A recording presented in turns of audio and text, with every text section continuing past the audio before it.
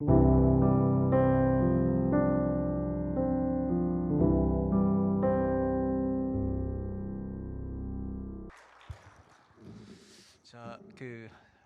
알규리온 찬양대 너무 감사합니다. 면접 봐야 들어간다고 하는데 저희 학교도 면접 보셔야 됩니다. 남편들 보내신다고 다 들어올 수 있는 게 아니니까. 자, 반갑습니다. 서울 기독학교를 섬기는 김영근 목사입니다. 제가 교장이 된 지 3개월 됐습니다. 충신교회 이렇게 또 기회를 주셔가지고 또 여러 목사님도 교제하게 하시고 또 장로님, 우리 성도님들 만나게 해주셔서 너무 감사합니다. 제가 설교 전에 하나만 말씀드릴 게 하나 있는데, 장로님들께도 말씀드리고 목사님께도 말씀드렸는데, 제가 서울로회에서 12년 동안 지금 사역을 하고 있습니다. 근데 12년 동안 사역을 하면서 여러 교회를 이렇게 간접적으로 경험하게 되는데, 충신교회는 저에게 상당히 좋은 인상을 가지고 있습니다. 그러니까 여러분이 다니고 있는 이 교회가 여러분이 생각하는 것보다 훨씬 더 좋고 훨씬 더 좋은 이미지를 가지고 있다는 사실을 여러분 기억하시고 자부심을 가지셔야 합니다. 네, 이때 아멘이 나오는군요. 제가 충신교회에 사역적인 관계로 교회를 올 수 있는 기회는 없었지만, 그래도 여러 간접적인 상황을 통해서 충신교회 모습을 보면서 너무 밝고 너무 좋다, 그런 생각을 많이 하게 됐고, 제가 사역하는 교회 이외에 다른 교회를 선택하라면은 충신교회를 가라라고 이렇게 하기도 합니다. 아무쪼록 이 교회가 세우신 그 목적대로 또 담임 목사님 또 안식년 하고 돌아오셨는데, 올해는 정말로 하나님의 그 자리에, 예배의 자리에, 그 하나님의 또 사역의 자리에 돌아와 하나님께 영광 돌리고 이웃을 섬기는 아름다운 교회가 되길 간절히 축복합니다. 자, 제가 오늘 좀 부담스러운 자리에 서 있습니다. 저는 이제 예배는 하나님과 그 하나님의 말씀에만 집중해야 하는데, 오늘은 부득이하게 학교 이야기를 좀 해야 하고 또 저의 이야기를 또 좀 해야 하는 그런 상황이어서 마음이 참 부담스럽습니다. 그런데 기도하면서 가급적이면 하나님께서 제 삶과 우리 학교에 하셨던 일들, 이미 부어주셨던 그 은혜를 좀 많이 나누고 싶습니다. 들으신 분들이 불편하실 수 있겠고, 예배가 이렇게 해야 되나, 설교가 또 이렇게 해야 되나, 또 이렇게 생각하실 수도 있겠지만, 너그러운 마음으로 귀담아 들어주셨으면 너무 감사하겠습니다. 자, 오늘 우리가 먼저 읽었던 본문의 말씀은 예수님께서 천국에 대한 가르침을 가르쳐 주신 큰 주제 가운데 천국을 비유로 가르쳐 주시는 내용 중에 하나입니다. 그 중에 하나가 이제 진주를 찾는 장사에 관한 이야기죠. 이 비유의 말씀은 앞선 숨겨진 보화를 찾는 그것과 함께 어떤 천국의 내용이 무엇이냐, 천국의 의미가 무엇이냐, 이것과는 좀 별다른 다른 이야기, 천국을 찾는, 천국의 그것을 가치를 찾은 사람들이 누리는 기쁨에 관한 이야기를 나누고 있습니다. 그리고 앞선 44절과는 조금 다른 뉘앙스를 가지고 있는데, 44절에 땅에 감추어진 보화를 찾는 것은 그 말 그대로 숨겨진 보물을 찾아내는 그 행위에 초점이 되어 있죠. 근데 오늘 우리가 읽었던 45절의 말씀은 무엇이냐면, 이미 눈에 보이는 진주, 누구나 알고 있는 그 진주의 무형의 가치, 보이지 않는 그 가치가 무엇인가, 그것을 찾아낸 사람의 기쁨, 그 기쁨에 관한 이야기를 하고 있는 겁니다.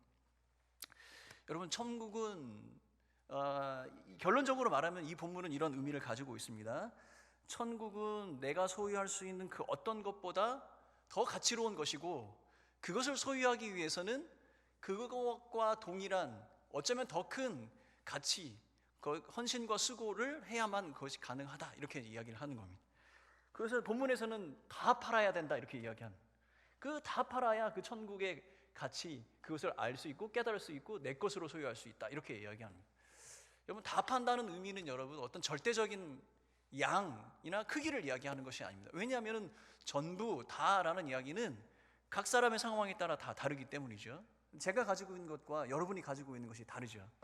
그리고 이 다 판다라는 의미는 무엇이냐면, 어떠한 그 가치보다 더 크고 더 최대의 것이라는 것을 의미하고 있는 것입니다.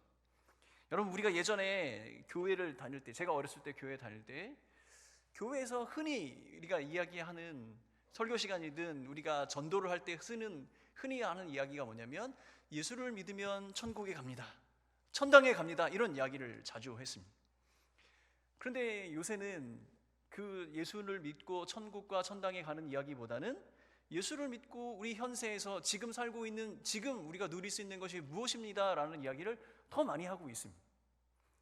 그런데 여러분, 우리가 좀 전에 읽었던 그 본문을 기준으로 생각을 한다면 우리가 가지고 있는 그 모든 것을 다 팔아서 천국을 소유할 수 있다는 이 이야기를 어떻게 우리가 받아들일 수 있을까요? 이 이야기는 우리가 지금 누리고 있는 것, 누릴 수 있겠다라고 그렇게 하나님께 기도하며 간구하고 있는 그 모든 가치보다 더 소중하고 더 크고 더 위대한 가치, 천국의 가치가 있다라는 것을 우리에게 가르쳐 주는 겁니다. 그렇다면 여러분, 우리가 한번 되돌아보면 우리가 성도로 부르심을 받고 교회 공동체 일원으로서 우리가 살아간다면 우리가 품어야 될 가치는 이 땅에서 우리가 무엇을 누리고 무엇을 갖고 무엇을 얻으며 살아가는 것이 중요한 것이 아니라 앞으로 우리에게 약속된 그 천국이, 그 천국의 의미가 무엇인지, 그 천국을 소유하기 위해서 우리는 무엇을 해야 하는지 고민하며 살아가는 것이 바로 성도의 삶이고 교회의 사명이라는 생각을 하게 되는 것이죠. 자, 앞선 45절에 보면 45절에 진주를 구하는 장사의 이야기, 그리고 숨겨진 보물을 찾는 것, 이 동일한 의미를 가지고 있지만 뉘앙스는 좀 다릅니다. 말씀드렸던 것처럼 무형의 가치에 대한 이야기를 합니다. 여러분, 어떤 것들이 가격표가 매겨져 있고 그것이 누구나 그것을 인정할 수 있는 값어치가 있다면 누구에게도 동일한 이야기이지만, 이 진주라는 것은 동일한 것이지만 그것을 바라보는 사람에 따라 그 가치가 달라지고, 그 진짜 가치를 알게 되는 사람은 어떠한 헌신 속에서 어떠한 수고로움도 마다하고 하지 않고 그 진주를 소유하게 된다, 이야기를 가르쳐 주고 있는 거죠. 자, 저는 중국에서 11년 동안 그 선교 사역을 했습니다. 근데 제가 사역하던 동네 큰 지역 중에 한 곳에 천연 진주가 나는 그런 동네가 있었습니다. 근데 선물도 많이 받기도 하고 하지만 저는 제 돈을 주고 한 번도 사본 적은 없습니다. 근데 한국에서 손님이 오셔가지고 그분을 모시고 그곳을 방문해서 그것을 보여드렸더니 그분은 아무 이야기 하지도 않았는데 그 진주를 굉장히 많이 사시는 거예요. 그래서 여쭤봤어요. 집사님, 이 진주가 정말로 살만한 가치가 있는 겁니까? 그랬더니 충분히 가치가 있습니다. 얼마든지 제가 돈이 있다면 이 진주를 사고 싶습니다. 여러분, 저는 그분을 기억하면서 이런 생각을 하게 됩니다. 그분은 이 진주에 대한 어떤 그 선택의 기준을 가지고 있는 거죠. 이것이 값어치가 있는 것인가 없는 것인가에 대한 분명한 그 기준을 가지고 있었다는 겁니다. 또한 그 기준에 따라서 내가 이것을 사야겠다라는 절대적인 의지와 확신을 보여주신 거죠. 여러분, 저는 지식도 없었고 거기에 대한 확신도 없으니까 차마 내 돈 내고 그 진주를 살 만한 그런 용기가 없었던 것이죠. 자, 제가 드리고 싶은 이야기는 이런 겁니다. 여러분, 우리는 날마다 그리스도의 복음 안에서 또 성도의 그 부르심 속에 살아가지만 우리가 정말로 꿈꾸고 살아가야 할 것은 우리 그 성도의 삶 끝에 약속된 그 천국, 그 천국의 가치, 그 가치를 붙들고 살아갈 때 우리는 교회 안에서 하는 모든 행위와 그 행동에 가치가 부여되어지고 의미를 찾게 된다는 사실입니다. 많은 사람들이 교회 안에서 해야 될 사명 중에 가장 큰 것을 전도라고 이야기합니다. 여러분, 전도할 때 뭐라고 이야기하십니까? 예수 믿으면 좋아요. 뭐가 좋은 거죠? 충신교회 참 좋은 교회입니다. 좋다는 의미는 무엇으로 부여할 수 있습니까? 우리가 만약에 현세에 누릴 수 있는 다양한 여러 가지 유익에 대한 이야기를 한다면 그것보다 더 큰 유익을 주는 다른 곳이 있다면 그것은 우리 교회보다, 우리가 가지고 있는 신앙보다 더 좋은 곳이 되는 것 아닙니까? 그렇다면 우리가 생각해야 할 것은 그 모든 좋은 것을 다 팔아서도 우리가 얻어야 하는 것, 얻고야 말아야 하는 것, 그 천국의 소망, 천국의 가치, 그 숨겨진 가치를 붙들고 살아가야 한다는 사실입니다. 그 천국에 대한 소망과 천국에 대한 가치를 부여잡은 사람들은 우리가 교회 안에서 하는 모든 행동에, 모든 그 사역에 의미를 부여할 수 있고 어떠한 수고와 헌신 속에서도 그 일을 반드시 해내고야 마는 것입니다. 여러분, 우리가 교회 안에서 제가 이러한 말씀을 드리는 이유는 우리는 교회 안에서 다양한 이야기를 하고 그것을 해야만 하는 것처럼 이야기하고 이야기합니다. 근데 그 의미와 그 뜻은 바로 숨겨진 가치를 발견했을 때 그것이 완전히 내 것이 되는 것이고 그것에 참다운 기쁨을 누리게 되는 것입니다. 사랑하는 성도 여러분, 우리 스스로 한번 되돌아보았으면 좋겠습니다. 어쩌면 우리의 모습이 이런 모습이 아닐까 생각합니다. 우리는 예수 믿고 천국 갑니다. 여러분, 이럴 때는 충신교회가 좋습니다 라고 할 때보다 더 큰 아멘이 나와야 되는 겁니다. 우리는 예수를 믿고 천국에 갑니다. 그런데 이 땅에 살아가는 천국 백성의 삶의 그 기준과 삶의 그 확신이 없습니다. 우리가 앞으로 누려야 될, 하나님과 함께하며 누려야 될 그 천국의 소망이 이 땅에서 우리가 누리고 우리가 원하고 바라는 그 모든 것을 상쇄할 만한 아름다운 숨겨진 커다란 가치임을 우리가 잊고 살아갑니다. 그렇기 때문에 그리스도인으로서 자신이 없습니다. 여러분, 이 예배가 끝나고 한밤이 지나면 여러분 또 다시 직장생활 세상으로 나가시겠죠. 우리가 천국 백성으로 하나님의 나라의 백성으로 이 땅에 살아갈 때 어떻게 하면 자신감 있게 살아갈 수 있을까요? 왜냐하면 우리가 이 땅에서 살아가는 그 모든 것이 하나님께서 우리에게 약속하신 그 천국의 가치, 우리에게 숨겨두시고 하나씩 비밀스러운 그 일들을 풀어서 가르쳐주시고 깨닫게 하시는 그 천국의 의미, 그것을 깨닫는 것, 그것이 우리가 누릴 수 있는 것, 우리가 얻을 수 있는 것보다 더 크다는 사실을 알 때 우리는 세상에서도 더 자신감 있게 살아갈 수 있는 그리스도인이 된다는 사실입니다. 여러분, 우리가 그러한 자신감 없이, 지식과 자신감이 없이 살아간다면 우리가 익숙한 대로 살아가게 되는 거예요. 내가 원하는 대로 살아가는 거죠. 육신이 원하는 대로. 그 육신이 원하는 대로 살아가다가 혹 어떻게 살아야 될지 모를 때는 많은 사람들이 선택하는 그 자리에 가게 되는 겁니다. 그래, 맞아. 교회에 가서 우리가 교회에서 하는 이야기와 세상에서 살아가는 방식은 좀 달라야 하지. 그렇지, 우리는 아무리 하나님의 백성이고 천국의 백성이라 할지라도 세상을 살아가는 방식은 또 그렇게 또 살아가야 하는 거야. 우리가 흔히 선택하는 방식이기도 하죠. 그렇게 되면 점점 더 우리는 자신이 없어지고 확신이 없어지며 천국에 대한 소망도 없어지게 되고 그 가치를 잃어버리게 된다는 사실입니다. 그렇기 때문에 우리가 옛날보다 더 천국에 대한 소망도 없고 천국을 가야 한다, 천국에 갈 수 있다라는 이야기를 덜하게 되며 그 가치가 주는 그 기쁨을 잃어버리고 있는 것은 아닐까, 그렇게 생각을 합니다. 사랑하는 성도 여러분, 하나님은 우리를 사랑하십니다.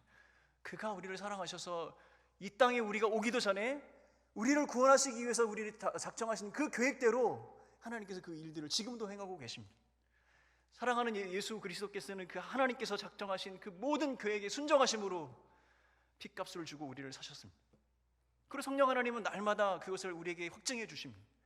어떤 상황과 환경 속에 놓여 있다 할지라도 우리를 향한 그 구원의 역사가 끊이지 않냐고 오늘도 하루하루 완성되어지고 있음을 성령님은 우리에게 가르쳐 주고 계시죠. 이것이 성도의 삶 아니겠습니까? 그 성도들이 모인 곳이 어디입니까? 바로 교회입니다. 여러분, 우리가 성도가, 우리 교회가 끊임없이 하나님 앞에 묻고 그 물은 대로 행하며 살아가야 할 그 가장 큰 이유는 우리에게 이미 약속된 그 천국의 숨겨진 가치를, 그 비밀스러움을 하나님 오늘 하루도 우리에게 가르쳐 주시고 깨닫게 하여 주옵소서. 믿음으로 우리가 그걸 보게 하여 주시고 확신 가운데 나의 모든 수고와 헌신을 들여 그 가치를 누리는 기쁨을 갖게 하여 주옵소서. 이것이 바로 여러분 성도의 삶이고 교회의 사명이 아닐까 생각합니다.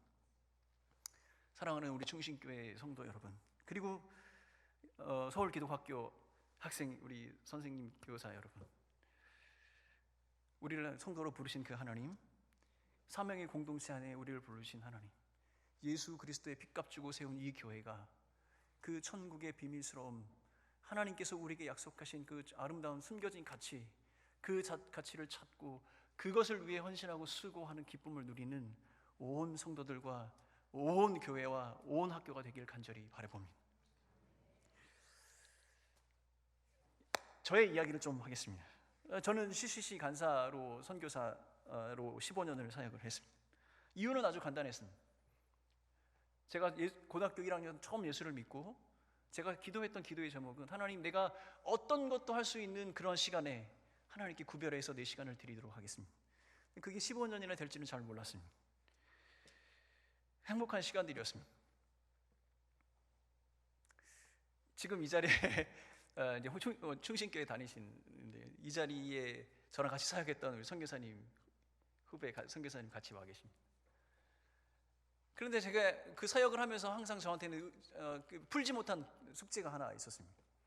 왜냐하면 대학생들과 함께 사역하고 같이 훈련하고 같이 하는 건 너무 좋은데 이 친구들이 학교를 졸업한 이후에 그들의 삶이 너무 곤고하고 신앙이 점점 약해지는 것을 보면서 이것이 내가 풀어야 할 그 사역의 큰 숙제인 것이라고 생각하면서 몇 년을 기도했습니다. 기도의 끝에 제가 얻은 정답이라기보다 내 답은 무엇이었냐면 이 친구들에게는 정말로 좋은 교회와 성경적으로 자녀를 양육하는 가정이 필요하겠구나. 그래서 제 선교 사역을 접고 한국으로 돌아와 새로운 사역을 준비를 하기 시작을 했습니다. 그래서 다시 신학을 공부했습니다. 그리고 제가 다시 교회로 가서 주일학교 사역부터 시작을 했습니다. 나이 40이 넘어서 유년부 아이들, 영아부 아이들을 만나러 갔습니다. 주변에 많은 선배님들 또 목사님들이 반대하셨습니다. 나이가 많은 것이 흠인 거였겠지만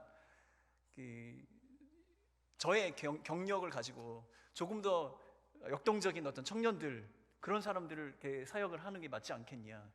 그런데 저의 기도 제목은 그 청년들의 다음 스텝, 그들의 가정과 그들의 가정의 자녀들을 위한 새로운 스텝을 준비하는 그 과정이 저한테는 굉장히 큰 기도 제목이었기 때문에 다시 영아부 아이들, 그 유년부 아이들의 사역으로 내려갔습니다. 그곳에서 젊은 가정들을 만났습니다.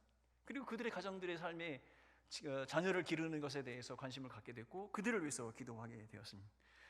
그때 영아부 사역 때 뱃속에 있었던 아이가 오늘 학생으로 여기 와 있습니다. 그때 저랑 영어부에서 만났던 부모님들이 지금 저희 학교의 학부모들이 되어 있습니다. 그리고 작년 11월 제가 전임 교장 선생님이셨던 장봉생 목사님께서 저에게 학교 교장을 맡아달라고 도전하셨습니다. 연락을 받고 그 자리에서 대화를 마친 이후에 저희 아들에게 전화를 했습니다. 왜냐하면 저희 아들은 서울 기독학교에 서울 기독학교에서 2년 동안 공부를 했습니다. 지금은 대학생이 된 아들에게 전화를 했습니다. 아들아, 아버지가 너가 공부하던 학교에 교장으로 와달라는 이야기를 들었다. 너는 어떻게 생각하니? 여러분, 자녀가 자기가 공부했던 학교에 자기 아버지가 교장으로 간다고 하면 자녀가 어떤 대답을 할까요? 예? 아버지, 안 가시는 게 좋겠습니다. 그래서 왜? 그랬더니 학생인데도 자기가 학생으로 경험한 그 2년 동안의 학교 생활이 쉽지 않았던 겁니다. 아버지, 학교가 너무 어렵습니다. 아마 쉽지 않으실 겁니다. 그래서 전화를 끊고 확신이 들었습니다. 내가 가야겠다. 아들이 느낄 정도로 어렵고 힘들고 누군가 헌신이 필요한 학교라면 그 사람이 필요하다면 제가 가야 되는 것 아닌가. 그리고 이미 성년이 된 자녀들에게 하나님 나라의 가치를 구현하면서 살아가는 것이 말로만이 아니라 삶으로 드러나는 것이라는 것을 보여주어야 하겠다는 생각을 했습니다. 그래서 일주일을 기도하고 서울학교 교장으로 가겠다라고 말씀드렸습니다. 제가 교장으로 가겠다고 하니까 저희 목사님들, 담임 목사님, 장봉생 목사님들이 어떻게 반응하셨을까요? 정말요? 저를 교장으로 불러놓고 간다고 하니까 정말요? 하는 그 대답은 무엇인지 잘 모르겠습니다. 근데 여러분, 어제 역사적인 어떤 경험을 제가 했습니다.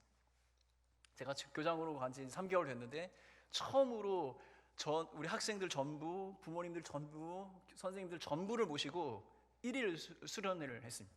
1일 수련회를 하는데 수련회는 다양한 준비를 해야 되는데 찬양을 인도할 사람이 없습니다. 그래서 제가 아들에게, 아들아, 우리가 수련회를 역사적으로 개최를 하는데 찬양 인도자가 없다. 네가 찬양 인도를 좀 해주면 좋겠다. 그러니까 저희 아들이 알겠습니다. 그래서 찬양 인도를 어제 했습니다. 그리고 혼자 하기 뻘쭘하니까 같이 공부했던 우리 자매 하나를 데리고 왔습니다. 어제 그래서 3명이 찬양 인도자가 세웠는데 전부 다 학생회장 출신입니다. 전직 학생회장과 현 학생회장 3사람이 찬양 인도를 했습니다.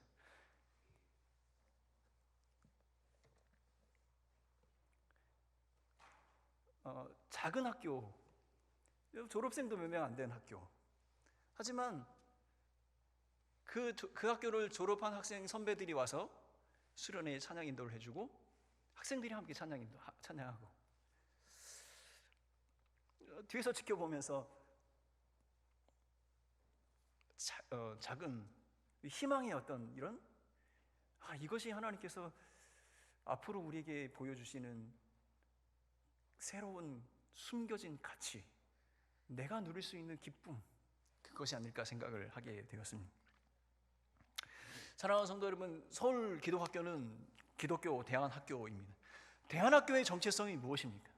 대안이라는 이야기는 무엇인가 어떤 것에 새로운 것을 대체할 무엇인가를 보여주는 것이 대안학교 아닙니까? 그래서 제가 곰곰이 생각을 했습니다. 과연 우리 학교는 어떤 정체성을 가지고 있는가? 무엇으로 대안을 해야 하는가라고 고민을 하게 됩니다. 여기서부터는 여러분 저희 학교의 기도 제목이기도 합니다. 여러분, 첫 번째는 제가 생각하는 우리 학교의 정체성은 무엇이냐면 우리가 현실에 처하고 있는 교육 철학과 가치를 대안해야 하겠습니다. 여러분, 가끔 여러분 신문지상에 학교 급식 문제가 이렇게 급식 문제에 대해서 이렇게 크게 보도가 되는 그것을 보시게 되죠. 어떤 유치원에서 어떤 것을 먹였는데 어떤 사건이 일어났다. 여러분, 이게 급식 문제라는 게 저희도 급식을 하지만 이게 작은 문제가 아닙니다. 무엇을 먹이는가, 그것이 어떤 성분을 가지고 있는가, 그 양은 얼마인가, 그것을 어떻게 조리했는가, 그 조리한 사람은 누구인가, 너무 많은 문제가 있습니다. 학부모님들이 너무 그거에 대해서 신경을 많이 쓰세요. 신문지상에 어떤 유치원에서 어떤 학교에서 급식 문제가 일어났다고 하면 모든 사람들이 아이고 그렇지 뭐 이렇게 이야기하고 걱정도 하시게 됩니다.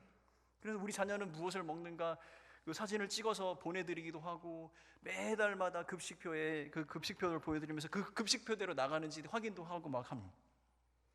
그런데 여러분, 중요한 건 뭔지 아세요? 그 음식을 먹고 학교 생활하는 그 아이들이 학교 안에서 누구를 만나고 그 만난 사람에게와 무슨 이야기를 하고 그들이 가장 자주 만나는 선생님들은 그 아이들에게 무엇을 가르치는지 그것에 대해서 관심을 갖는 학부모님들은 급식에 관심을 갖는 분보다 적다는 이야기예요. 여러분, 우리 지금 한국의 사회에 수많은 미션 스쿨이 있습니다. 미션 스쿨 안에서도 기독교 정신으로 세워진 학교 안에서도 공개적으로 기독교 정신에 대해서 아이들에게 이야기할 수 없는 게 우리 교육 현실입니다. 심지어는 선생님들이 자기 담임 선생님이 아이들을 위해서 공개적인 자리에서 기도하지도 못합니다. 위법입니다. 우리가 여러분 아이들이 무엇을 먹고 학교를 다니는가에 대해서 그렇게 관심을 갖는다면 그 아이들에게 무엇을 가르치고 어떠한 분이 무슨 이야기를 하는지, 그 아이들이 만난 사람들이 무슨 이야기를 그 아이들에게 전달하고 있는지, 우리 아이들이 배우고 있는 내용은 과연 하나님 앞에 부끄러움이 없는지, 그것을 고민하는 분들이 너무 적다는 겁니다. 우리 아이들이 가장 많이 시간을 보내는 곳이 학교입니다. 그러므로 여러분, 우리가 여기 계신 학부모님들이 관심을 가져야 할 것은 우리 아이들이 과연 학교에서 어떠한 선생님들과 어떤 내용으로 그들이 이야기하고 나누는지, 무엇을 배우고 가르치는지 분명히 관심을 갖고 살펴보셔야 한다는 겁니다. 여러분, 4차 산업혁명, AI 시대 뭐 이런 얘기가 막 나오고 있습니다. 뭐 저도 9세대라면 9세대라서 이게 어떤 내용을 담고 있는지 제가 다 파악을 할 수는 없습니다. 그런데 문제는 여러분, 우리가 AI 시대의 4차 산업혁명 시대에 살아보지 않은 우리가 그런 시대를 살아가는 아이들에게 교육을 하고 있다는 것이 저는 심각한 문제라고 생각합니다. 여러분, 제가 선교제에 있었지 않습니까? 선교제에 있으니까 뭐 아이들에게 책이라든지 뭐 이런 것들이 뭐 한국보다는 부족하죠. 그래서 아이들이 이렇게 보는 영상 자료나 뭐 이런 거 보면 이런 겁니다. 아버지 시대에 제가 보았던 그 영상을 아이들한테 보여줍니다. 뭐 선택의 여지가 없으니까. 그래서 아빠 때는 말이야. 뭐 아빠 때는 말이야. 근데 그 아빠 때는 말이야라고 이야기를 듣고 자라는 아이들이 이제는 4차 산업혁명 시대, AI 시대를 살아간다는 겁니다. 여러분, 그들이 지금 분초를 다투면서 학원을 다닙니다. 분초를 다투면서 학원을 다니는 그 아이들이 그 배우는 그 지식이 과연 앞으로 다가올 그 시대에 과연 쓸모가 있을까요? 그러면 여러분, 우리 아이들이 평생을 지고 하나님 앞에 설 때까지 그들이 품고 붙들고 가야 할 인생의 가치, 그들이 다 잃어버리고 다 놓쳐도 단 한 가지 붙들고 가야 될 것이 있다면 무엇입니까? 그건 그 예수 그리스도의 복음 아닙니까? 그 복음은 성경에 나와 있지 않습니까?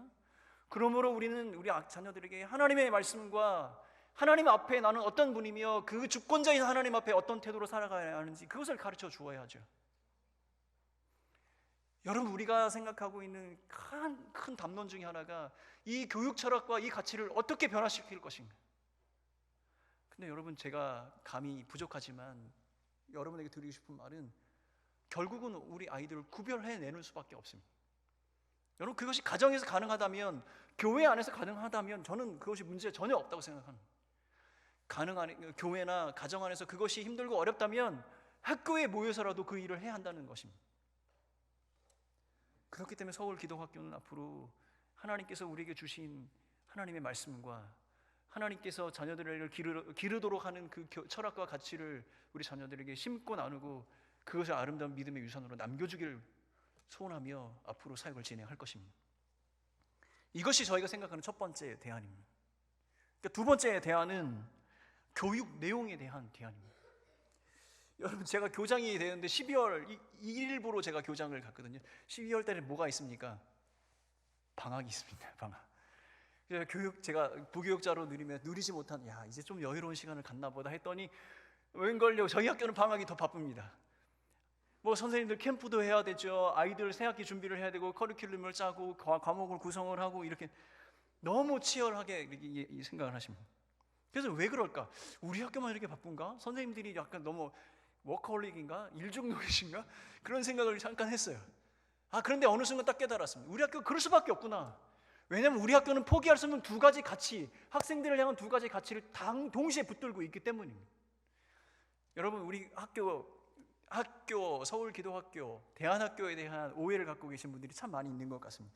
그 학교는 약간 문제만 있는 학교, 그리고 기독교 대안학교니까 성경 읽고 기도하고 뭐 그렇게만 하시는 줄 아는데, 저희 아이들이 정규 모든 그 과정, 학교에서 이루어지는 모든 과정을 모두 다 진행을 합니다.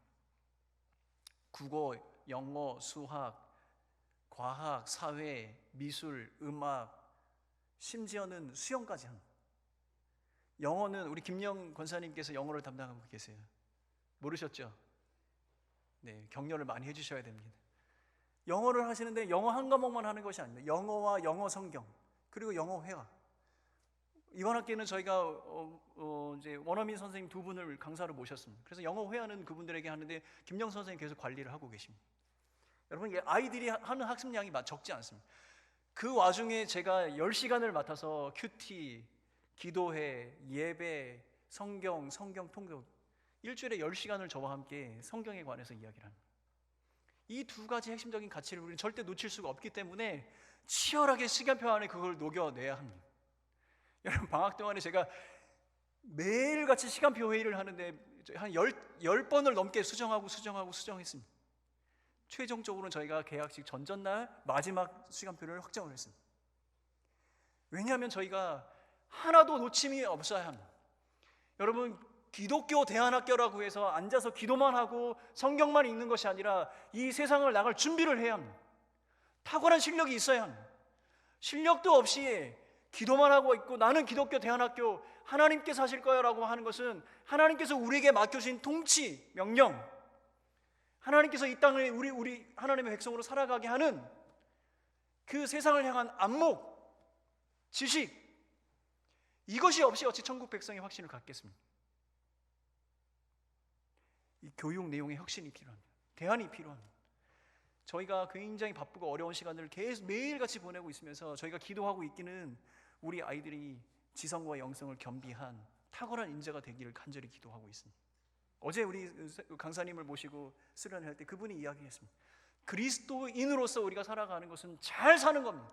잘 사는 것은 하나님께서 우리에게 맡겨주신 이 나라와 이 땅, 하나님의 나라의 통치자의 대리 통치자로 서는 겁니다.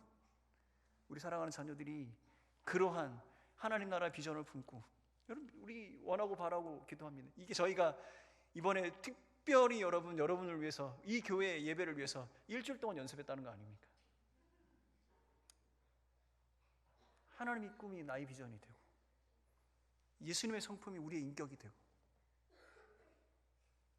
이것이 우리가 생각하는 교육 내용의 대안입니다. 세 번째는 교육 형태의 대안을 저희는 제시하고 싶습니다. 여러분, 제가 유년부 사역을 갔다고 했지 않습니까? 제가 선교사 15년 동안 CC 간사하면서 40이 넘어서 유년부 아이들을 갔습니다. 제가 유년부를 맡아야겠다라고 생각했던 가장 큰 이유는 뭐냐면, 학부모들과 함께 아이들의 교육 문제를 함께 고민하고 싶어서였습니다. 유년부라는 게 이제 초등학교 들어가는 나이대가 아닙니까? 그런데 하나 발견한 것이 있습니다. 그래서 제가 가서 의욕적으로 부모님들께 이런 것도 해주시고 저방 이런 것도 했으면 좋겠고 이렇게 했더니 컴플레인이 왔습니다.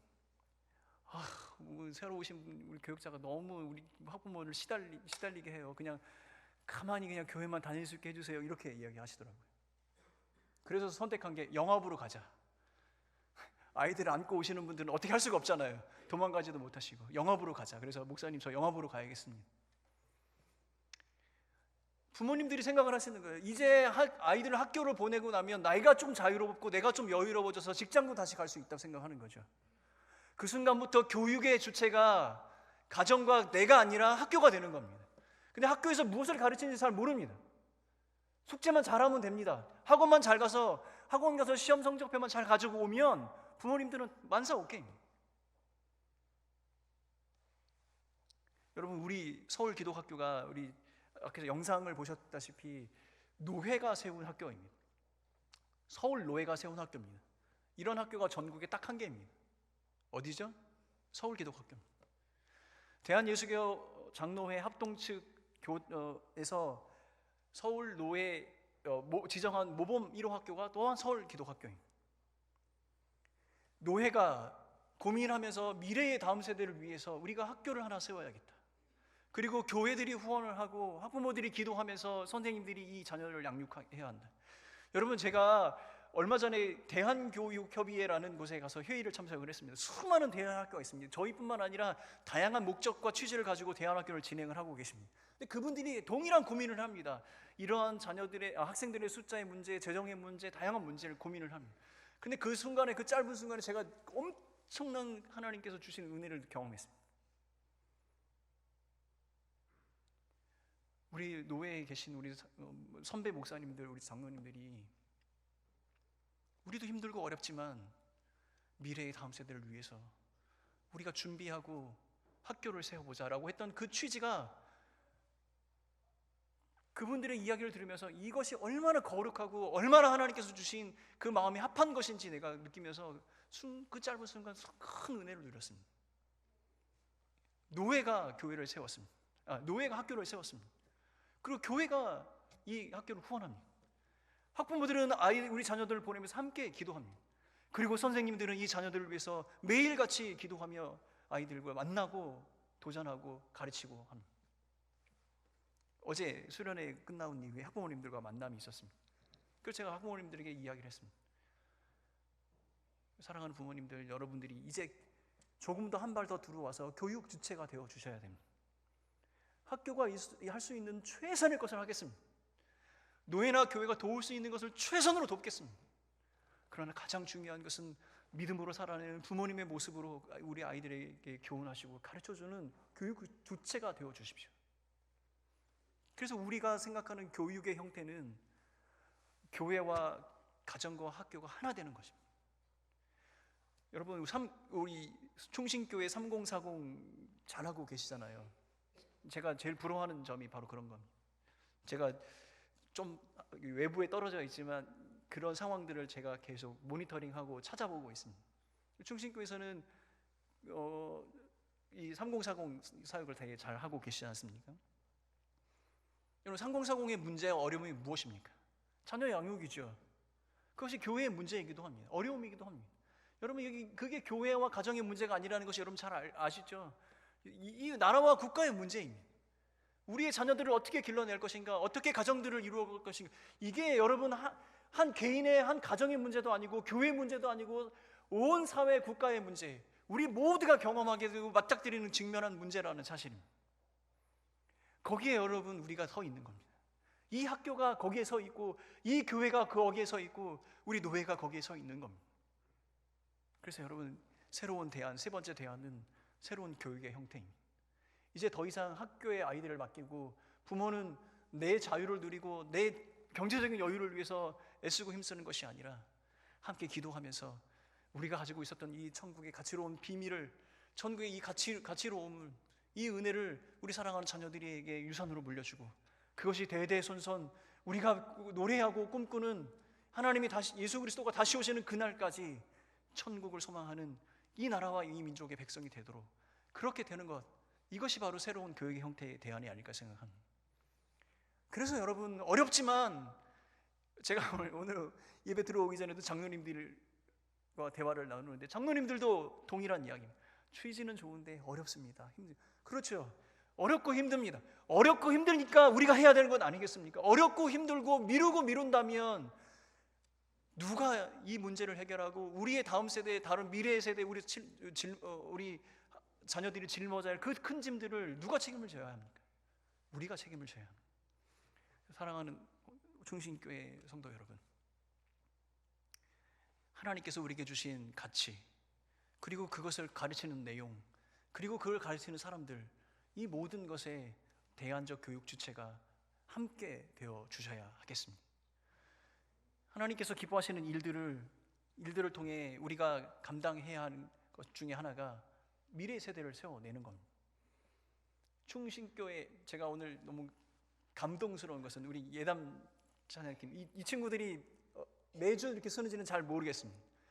그러니까 이게 찬양하는 그 친구들, 저 친구들 절반만 우리 학교 데려갔으면 좋겠다 막 이런 생각, 기도를 막 했는데, 여러분 우리가 모두 다 지금 바라고 기도하고 있는 미래의 다음 세대입니다. 여러분, 우리 충신교회가 정말로 기도하면서 애쓰고 힘쓰는 그 다음 세대에 대한 그 모든 애씀이 저희 학교에서 하는 것과 별반 다르지 않다는 겁니다. 우리는 또 한 노예로 묶여 있습니다. 하나님께서 주신 한 복음, 한 소망, 한 가치로 우리는 함께 묶여져 있습니다. 사랑하는 충신교회 성도 여러분, 이 기쁨에, 하나님께서 우리에게 발견케 하신 이 기쁨을 누리기 위해서는 충분한 대가의 헌신, 충분한 수고가 필요하다는 사실을 기억하시면서 미래의 다음 세대를 위해서 기도하실 때에 서울기도학교, 이 학교를 위해서 기도해 주시고 함께 이 사역과 이 후원에 동참해 주시길 간절히 바라겠습니다. 한 영혼의 가치, 미래 세대에 대한 가치는 어느 누구에도 예외가 되는 것이 아닙니다. 사랑하는 모든 성도들, 우리 충신교회와 우리 서울기도학교가 이제 믿음의 동역을 통해서 하나님이 기뻐하시는 믿음의 다음 세대, 하나님께서 하나님의 나라를 소망하는 미래의 세대를 아름답게 세워나가는 아름다운 동역의 역사를 이뤄나갔으면 좋겠습니다. 함께 기도하는 시간 갖도록 하겠습니다. 함께 기도하는 시간 한번 가졌는데 반주 한번 해주십시오. 제가 두서없이 여러 가지 이야기를 했습니다. 근데 중요한 것은 무엇이냐면, 하나님께서 우리 교회에게 주신 사명과 우리 학교가 붙들고 있는 사명과 그 가치가 별반 다르지 않다는 사실. 우리 모두가 고민하고 있는 이 다음 세대, 그 다음 세대를 책임져야 할 가정들, 그리고 그 가정들을 책임지는 교회, 이제 하나님께서 주시는 이 보배로운 가치에 수고와 헌신을 다하는 우리 모두가 되어야 하겠습니다. 이 시간에 같이 한번 여러분의 충신교회의 다음 세대를 위해서 기도해 주십시오. 그리고 그 다음 세대를 위해서 수고하고 애쓰는 모든 교육자들, 그리고 우리 가정들을 위해서 기도해 주십시오. 그리고 우리 서울기도학교를 위해서 기도해 주시면 감사하겠습니다. 더 많은 학생들이 와야 하겠습니다. 그리고 더 많은 사람들이 함께 이 일에 동역해야 하겠습니다. 하나님의 나라를 세워나가고 그 세워진 하나님의 나라의 가치를 함께 기쁨으로 누리는 아름다운 동역이 일어날 수 있도록 서울 충신교회의 다음 세대와 저희 학교를 위해서 같이 한번 믿음으로 함께 기도하며 나아가도록 하겠습니다. 함께 기도하겠습니다. 사랑하는 아버지 하나님, 주의 영광의 은혜 가운데 우리가 함께하여 주옵소서 기대합니다. 주님의 사랑하는 충신교회와 하나님의 기뻐하시는 서울기도학교를 통하여 하나님의 영광 받으시고 주님의 크신 은혜로 덮여 주셔서 우리가 마음속에 품고 그 사랑하는 아버지 하나님, 우리 믿음의 다음 세대와 그들을 책임지고 있는 가정들이 하나님의 나라의 백성으로 일어날 수